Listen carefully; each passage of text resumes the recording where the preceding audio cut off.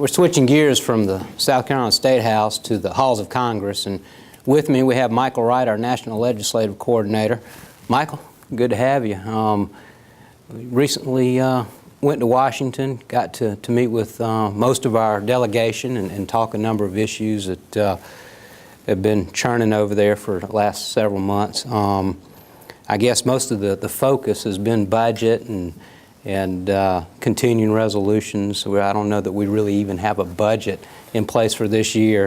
And a lot of talk from South Carolina delegation on earmarks. Kind of fill us in on what's going on with that and the impacts of the continuing resolutions, and particularly the impacts of no earmarks and some of the issues specific to our state. Yeah, thanks, Gary. Thanks for having me on today.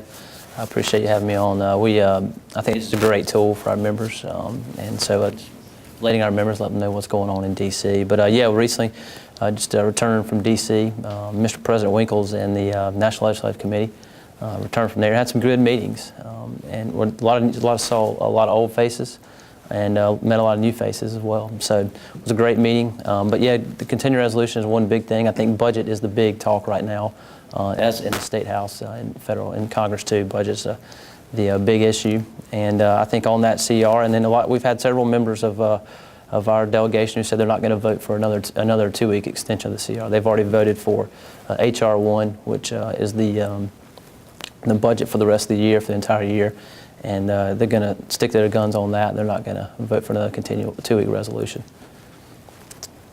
So what happens? I mean, let me ask you this: we have a number of our people been voting as a block. Has that, with the continuing resolution votes, has that changed any of them kind of maybe flipped? I heard maybe Tim Scott, although some of them didn't vote for the continuing resolution, Tim Scott did. He was a freshman member. And that's what we were up there doing. We were up there informing them of exactly what issues are dear to us and dear to agriculture, what these issues relate to back home. Michael, there's been a lot of talk as it relates, and this issue kind of flows in and out with the earmark issue too, and that's the dredging of Charleston's port. Vitally important to the economy of not only South Carolina, but our entire national economy, because that port is pivotal in terms of where it's located on the East Coast, very close to the ocean, which gives Charleston Port a huge advantage. However, it's got to be modernized. We need more depth there because of the container ships that will be going through the Panama Canal after the widening in, I think, 2014. Talk to us a little bit about that issue and where we are and what we need to do to make that happen. Well, and that's a great issue. I mean, that's a concern of ours, a concern of agriculture. And we voiced that concern while we're in D.C. with the Senate and House members and the delegation and the staff. And I think the one important thing there was that the whole entire delegation agreed the importance of the port. The one thing that was kind of concerning though was that where those funds are going to come from. And and we talked with Senator Graham about that, and he came up with he has a plan he introduced last week concerning the port and getting that feasible study done. And then also too, Senator Mint introduced a plan last week as well with the Army Corps of Engineers, and with their prioritizing their ports and a lot of the money, a lot of the water money, resource money there. So I guess from going forward is we need to get this thing done as soon as possible, because if not, we're losing money and we're losing a lot of industry to other ports on the eastern seaboard. Would you say that the feel that you got, our entire delegation is determined to solve this and move Charleston along? Yeah, absolutely. Fair? I think so. I mean, I think that's the general. I think that's the general focus there, is to get this is get this thing done, and the importance of it. But just the concerning part from our end is I don't know how long that will take. We're hoping that will get done as soon as possible. If, that study there, because it's going to be a long process there. They have to dredge it, and then they have to go there's several steps there. And so that's the one thing we pushed while in D.C. was the importance of that, and the importance of agriculture. It's not just money, because it's a process, and it's a process that's set up by the Corps of Engineers, and that you say, I think, $400,000 to get the study started, and people say, well, that's nothing. But that's just part of the first step of a process that takes a while. Yeah, exactly. And that's what we just, again, that's what we discussed that with them, and we told them that, you know, that was our main concern, is that this is a process that's going to take several different steps, and they just need to get this thing started, and because, you know, we're losing a lot of industry and some and our concern too is industry that goes away because of this doesn't happen in as quick as possible. Well, a modern deep port is vital to trade. And I know there are a number of trade issues being discussed. I think 3 different trade negotiations going on right now. Tell us where we are with that. They are. That's one of the big issues that we talked about when we were in D.C., went around to the members, was that there's 3 trade agreements, the Korean trade agreement, the Panama, and the Colombia free trade agreement. The Korean trade agreement is the largest one, with almost $2 billion yearly that would for exports for agriculture. And we discussed that with every office, and we also too found out through several of our members that they believed that free trade agreement was going to pass. So those would be great for agriculture, and great for if those are implemented as quickly as possible. Because every day, like you said, we're losing more and more to other countries if those aren't passed. Would you say it's important for our membership to tell their fellow citizens how important these trade agreements are to agriculture, and that it's important that we get a favorable vote out of our congressional delegation for these trade agreements? And I know that some of our delegations come under a little fire for supporting certain trade agreements. So basically, we need to give them cover whenever they vote for these agreements, because they are important to our industry, aren't they? They are. They're very important, and that's something we're going to have to do going forward. Is telling these guys, you know, on the front end, exactly why we need these and why these are important to agriculture, and then also too in the tail end and the back end of it, dovetail that with, you know, what they've done and how they've helped us along in agriculture, and what they've and the impacts they've had on us. Going from trade to another issue that kind of is floating back and forth from federal to state, and I guess even local sometimes, but Russell talked a good bit about immigration, what's going on at the State House. Did y'all have any opportunity to discuss immigration? We did. With our congressional delegation? We did. We had some, we kind of reiterated the fact too that we need, Farm Bureau needs a stable workforce. The farmers need a stable workforce, and that's something that a lot of the states that we're starting to see now, a lot of the states are starting to get involved, like Arizona, like South Carolina. And we can't have that, and we voiced that opinion to every member of Congress, and then also to Congressman Gowdy, who sits on the Judiciary Committee. He sits on the Immigration Subcommittee, and that subcommittee started holding e-verification hearings, and so we voiced our opinion on e-verification, and we voiced our opinion on H-2A, and something that how it affects positively and negatively our members. And so we're also too working with him closely on that, and also too keeping him updated on the issues, and he's talking to us a good bit as well. Well, good. I truly hope we can work something out federal level on that within the next, as soon as possible. It's one of those things we gotta figure that one out. Another issue that I guess is getting play in both Washington and in Columbia, and kind of interesting, and it was a 2009 court case in California, I believe, that basically talked about spray in, near, or around waters of the state. And for years and years, 60-plus years, the application of chemicals has been regulated by the FIFRA rules. And this court case opened up the application of chemicals to possible Clean Water Act rules, which changes the game greatly for our growers. It could require them to have an NPDES permit, which is a pretty stringent permitting process. There is an attempt, I think HR 872, to try to address that. Could you tell us where we are on that? Yeah, absolutely. HR 872 is the Reducing Regulatory Burdens Act of 2011.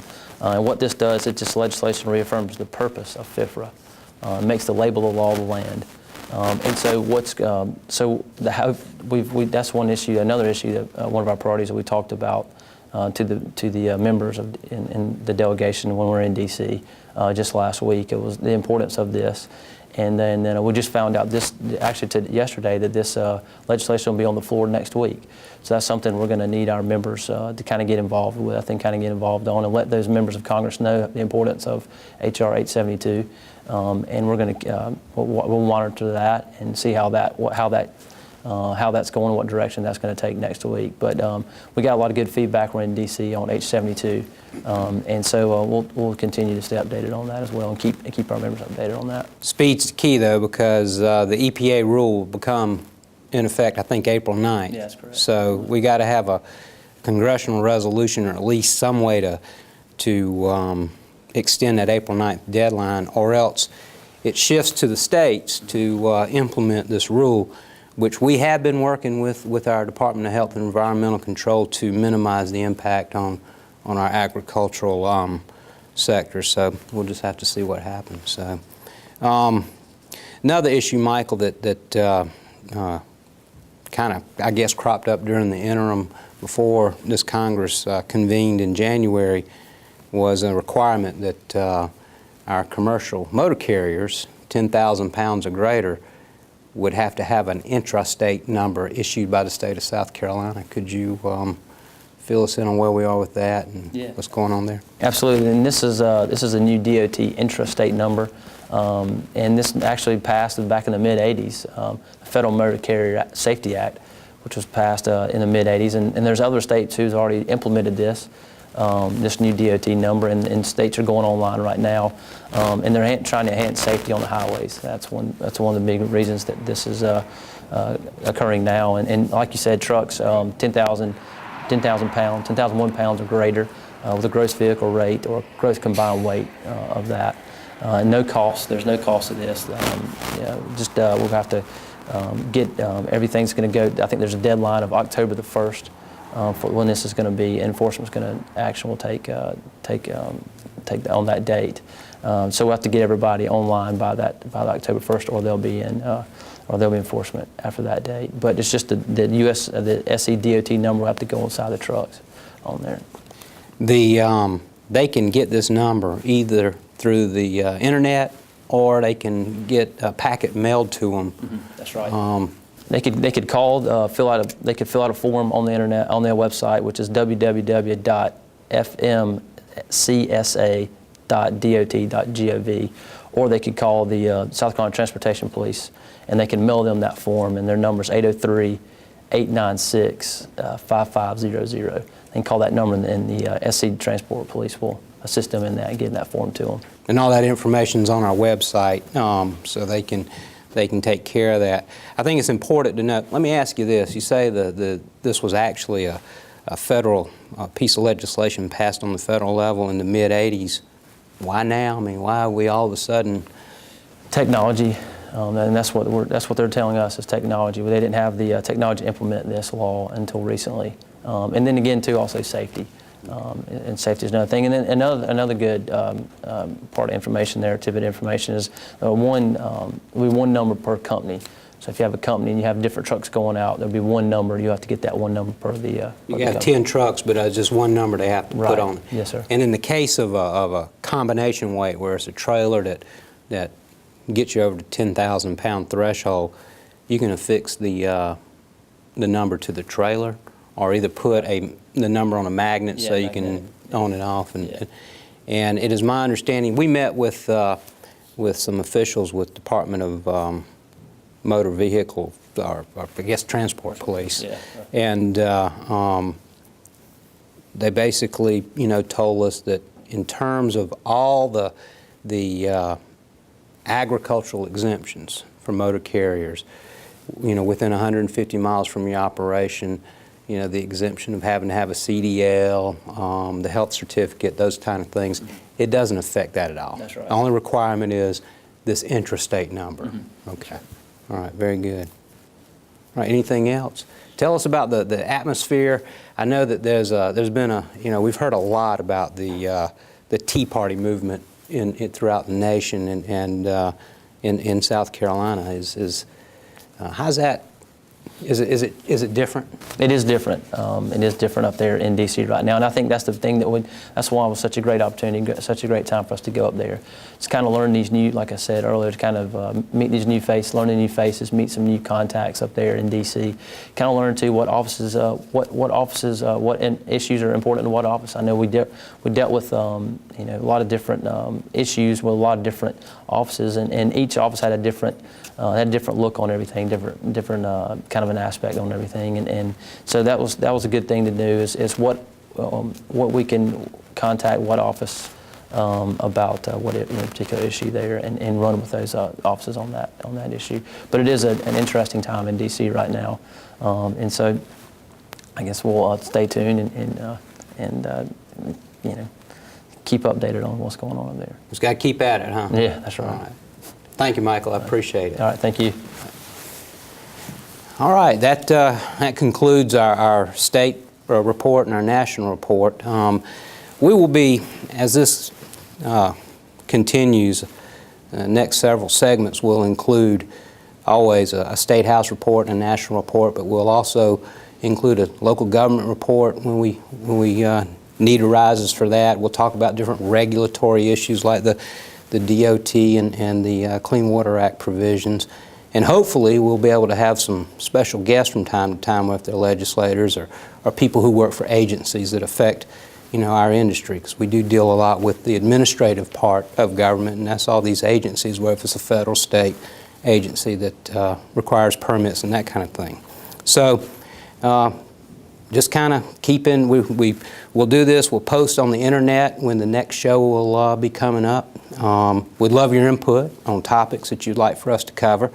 And remember, this is in order to help y'all have a little more information to do your grassroots contacts, talk to our legislators, and kind of understand what's going on and what we're dealing with over at the State House and in Washington and some of these county councils. A couple of things I want to mention to you in terms of your calendar, and these are important. On July 21st, we will have our third annual Palmetto Palette. And y'all recall that's our annual fundraiser for the Friends of Farm Bureau PAC, and just a great event. It's a lot of fun. We bring chefs in from around the area. We have them from Columbia, Lexington, Sumter, Ridge Spring, and usually 12, 13, 14 chefs. They will take South Carolina grown products, all South Carolina grown products, and just create just a wonderful culinary experience at 701 Whaley Street in Columbia. Another fun thing we do with the palette, and is probably the thing that raises the money, the large majority of the money, is we have a silent auction. And we are looking for silent auction items now. And so if you have any ideas or have any contacts that will be willing to donate some items that will draw interest and draw bidders, please get in contact with us, and we look to have a great time on July 21st. We've talked a lot about new faces at the State House. We've talked about reapportionment of the state. We'll have our Senate, House districts will be different, and that's opportunity, because there will be a lot of people running in 2012 for office. We'll have 7 congressional seats up for election, one more than what we've had. And so the elections are going to be very, very important in 2012. One of the things that we're trying to do is surface agricultural-based candidates, people who understand our industry. And one of the opportunities for getting there and getting people elected that will be favorable to our industry is a campaign school. We've done this 3 times prior. It's been a successful endeavor for us. We've had people go to our campaign school that's been elected to constitutional office, the House of Representatives in South Carolina, the South Carolina Senate, congressional seats, even local races, county council, sheriff, that kind of thing. So great opportunity if you're thinking about running for office.